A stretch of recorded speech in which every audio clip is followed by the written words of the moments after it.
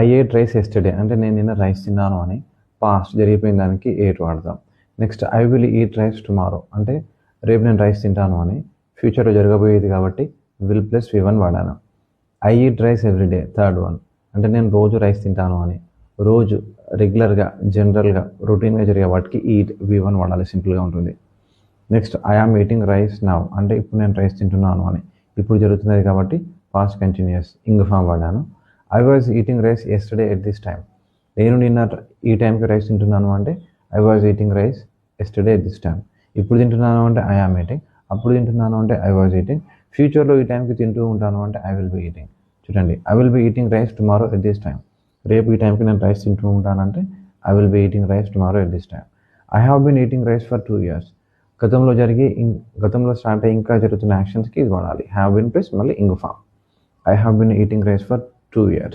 I have eaten rice just now ఇంతకుముందే తిన్నాను. ఇంతకుముందే జరిగిన యాక్షన్స్కి have plus V3 have plus eaten వాడుతున్నాను. I can eat rice daily ఒక యాక్షన్ నేను చేయగలను, పాస్ అవ్వగలను, వెళ్ళగలను, నేను నా గోల్ని అచీవ్ చేయగలను అని ఇట్లా చెప్పాలి అంటే ఎబిలిటీ గురించి చెప్పాలంటే కెన్ వాడాలి. I can eat rice daily నేను రోజు తినగలను. పాస్ట్లో ఎబిలిటీ గురించి మాట్లాడితే కుడ్ వాడాలి. I could eat rice daily అంటే నేను రోజు రైస్ తినగలిగాను, గతంలో జరిగింది. గలను అంటే కెన్, గలిగాను అంటే కుడ్, గతంలో జరిగింది. గతంలో ఎబిలిటీ గురించి మాట్లాడితే could. Next I should eat rice. Should అంటే రికమెండేషన్, అడ్వైస్ అన్నట్టు, సజెషన్ ఇచ్చినట్టుగా తీసుకున్నట్టుగా ఉంటుంది. నేను రోజు తినాలి, తింటే మంచిది అన్నట్టు. I have to eat rice నేను కంపల్షన్, ఇది ఖచ్చితంగా నేను తినాలి అన్నట్టు. I have to eat rice. I reduced my weight drastically. I have to eat rice. I must eat rice అంటే కూడా కంపల్షన్ అని. ఐ హ్యావ్ టు లాగానే ఐ మస్ట్ కూడా ఖచ్చితంగా తినాలి అని. I use to eat rice అంటే యూస్ టు ఎప్పుడు వాడతారు, ఇదివరకు జరిగేది అంటే. I use to eat rice in my childhood నా చిన్నతనంలో నేను రైస్ తినేవాడిని, ఇదివరకు జరిగేది అన్నట్టు. I would eat rice in my childhood same meaning, నా చిన్నతనంలో నేను రైస్ తినేవాడిని. I may eat rice this evening. May అంటే పాసిబిలిటీ గురించి మాట్లాడుతుంది, జరగవచ్చు అని. ఐ మే ఈట్ అంటే తింటాను కావచ్చు ఈరోజు evening.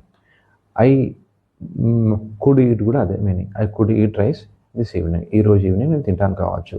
I might eat rice this evening ఈ రోజు నైట్ నేను తింటాను కావచ్చు. అన్నింటి మీనింగ్ ఒకటే ఇక్కడ, మే, కుడ్, మైట్.